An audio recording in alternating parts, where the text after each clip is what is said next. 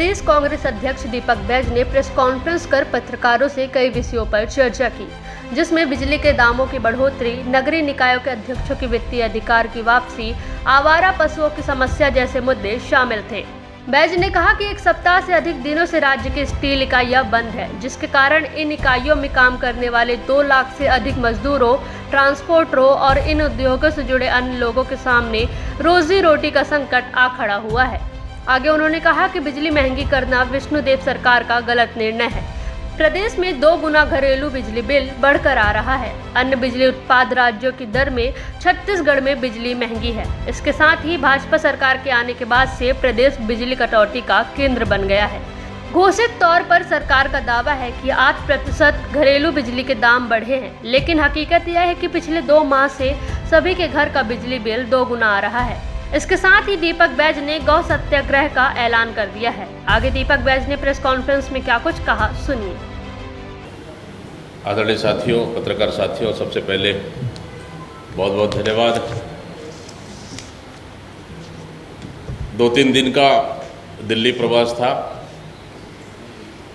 दिल्ली प्रवास के दौरान हमारे प्रभारी माननीय सचिन पायलट जी से मुलाकातें हुई और माननीय वेणुगोपाल जी, हमारे AICC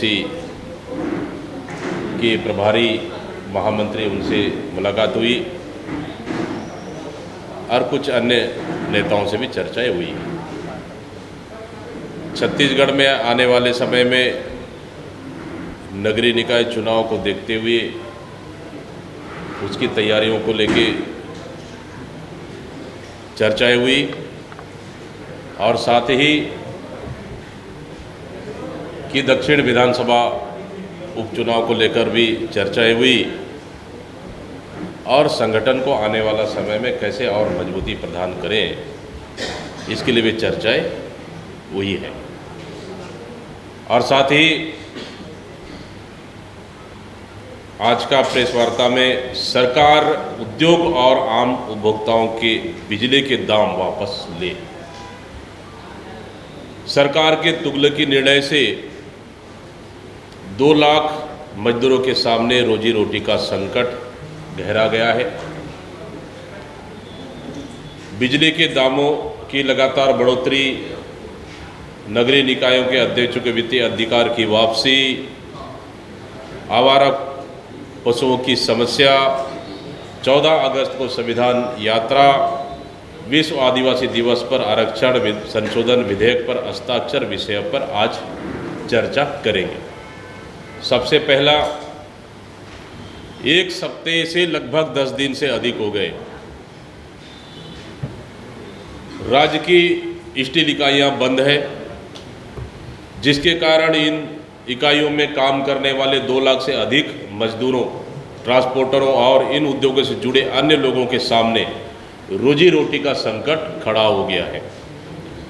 समाचार माध्यमों से हमें जानकारी मिली है कि उद्योगों के प्रतिनिधि लगातार सरकार से अपनी मांग मनाने के लिए आग्रह कर रहे हैं, लेकिन सरकार हठधर्मिता पर अड़ी हुई है। 7 माह की भाजपा सरकार ने न सिर्फ उद्योगों, आम आदमी की बिजली के दामों को भी बढ़ा दिया है। लोहा उद्योग छत्तीसगढ़ की रीढ़ है और उनकी बिजली महंगी करना विष्णुदेव सरकार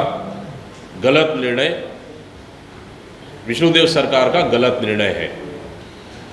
घोषित तौर पर सरकार का दावा है कि 8% घरेलू बिजली के दाम बढ़े हैं, लेकिन हकीकत यह है कि पिछले 2 माह से सभी के घर का बिजली बिल 2 गुना आ रहा है।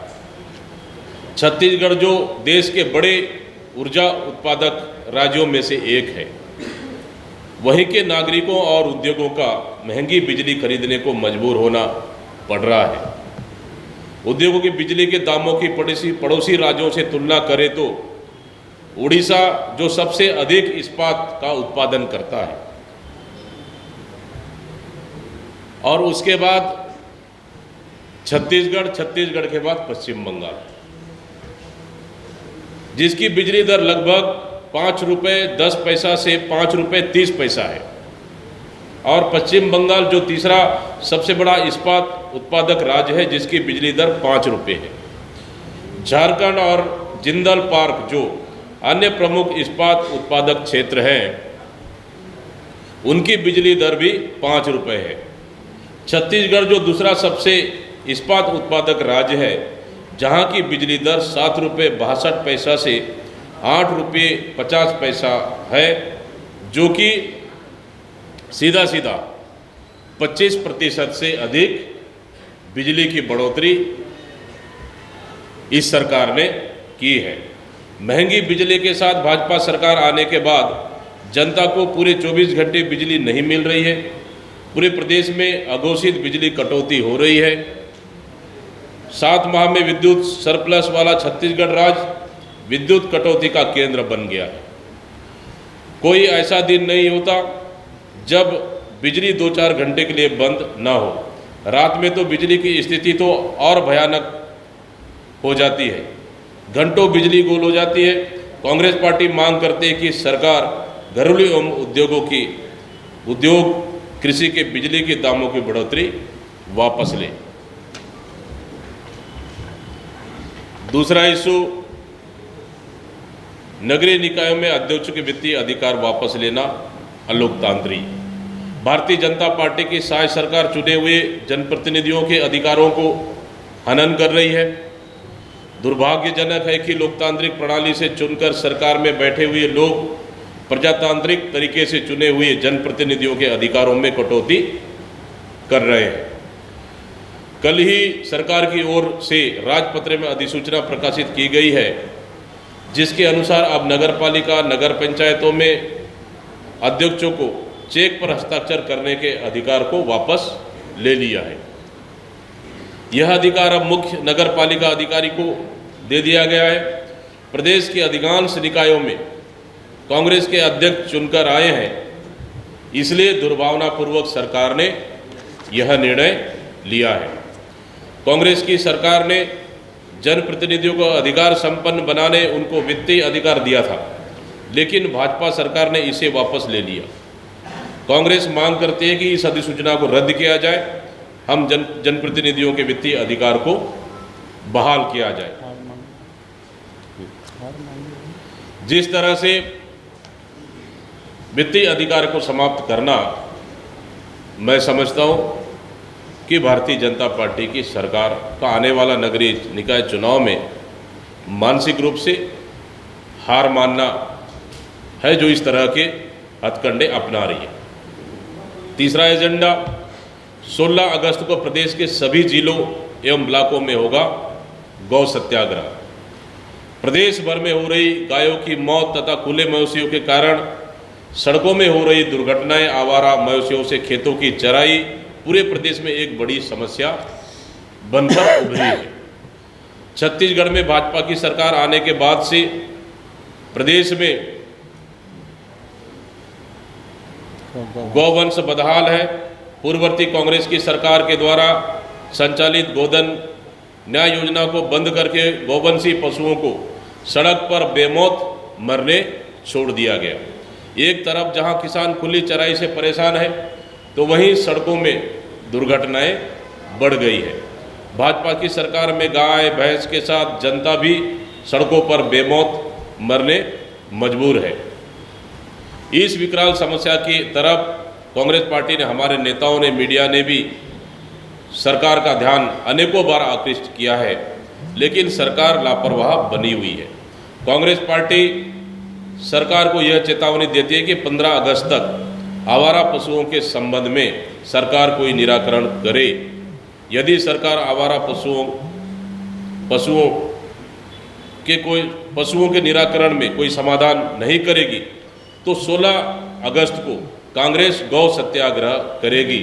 हम प्रदेश के सभी जिला कार्यालय, अनुविभाग, एसडीएम कार्यालय में एवं अन्य महत्वपूर्ण शासकीय कार्यालय में खुले पशुओं को ले जाकर ऑफिस के सामने छोड़ेंगे। 14 अगस्त को प्रदेश के सभी वार्डों एक गांव में संविधान यात्रा कांग्रेस पार्टी निकालेगी। आज़ादी की 77वीं वर्षगांठ के पूर्व 14 अगस्त को कांग्रेस पार्टी प्रदेश के सभी गांव वार्डों में संविधान यात्रा के रूप में प्रभात फेरी निकालेगी। देश के संविधान की रक्षा की प्रतिज्ञा की जाएगी। राष्ट्रपिता महात्मा गांधी के प्रिय भजन वैष्णव जन का गान होगा। इस प्रभात फेरी में भारत के संविधान, तिरंगा ध्वज, बापू का चित्र लेकर कांग्रेस जन चलेंगे। विश्व आदिवासी दिवस के दिन आरक्षण संशोधन विधेयक पर हस्ताक्षर हो। कल 9 अगस्त को विश्व आदिवासी दिवस है। मैं सभी प्रदेशवासियों को शुभकामनाएं देता हूं। आदिवासियों का संवैधानिक अधिकार पिछले 1.5 साल से राजभवन में लंबित है। अब प्रदेश में आदिवासी मुख्यमंत्री भी हैं। हम सरकार से मांग करते हैं कि छत्तीसगढ़ का आरक्षण संशोधन विधेयक जो पूर्ववर्ती सरकार ने विधानसभा से पारित करवाकर राजभवन भेजा था, उस पर हस्ताक्षर करने राजभवन में आग्रह करें। प्रदेश में डबल इंजन की सरकार है, फिर भी आदिवासियों को 32%, एससी को 13%, ओबीसी को 27%, ईडब्ल्यूएस का 4% अधिकार राजभवन में क्यों रुका हुआ है? हम महामहिम राज्यपाल से भी आग्रह करते हैं कि विश्व आदिवासी दिवस के दिन राज्य की 32% आबादी आदिवासियों के हक में विधेयक पर हस्ताक्षर करे। जंगी प्रदर्शन का मायने है सड़क से हाथी पैदल ले जाएंगे कि सरकार बदले की भावना से कांग्रेस की योजनाओं को बंद कर रही है, नंबर 1। नंबर 2, गोठान को बंद करने के बाद पूरे आवारा पशु सड़कों पर आ गए, जिससे लगातार एक्सीडेंटल घटनाएं हो रही है, मौतें हो रही है।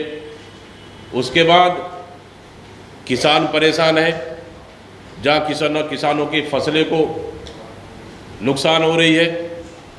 इस तरह के हमारे बहुत से ऐसे सरपंच कुछ विधायकों को ज्ञापन भी दिए कि गोठान चालू किया जाए। आवारा पशु सड़कों पर घूम रहे हैं, खेतों में घूम रहे हैं, खेतों को नुकसान पहुंचा रहे हैं। इन उद्देश्यों को लेकर आने वाला समय में सरकार बिल्कुल मुखदर्शक बनी हुई है। इन सब मुद्दों को लेकर आने वाला समय में हम बिल्कुल एसडीएम ऑफिस हो, तहसील ऑफिस हो, कलेक्टर ऑफिस हो या निगम क्षेत्र है तो फिर कहीं नगर निगम में हो, इन ऑफिसों में हम उन पशुओं को लेकर कांग्रेस पार्टी प्रदर्शन करेगी।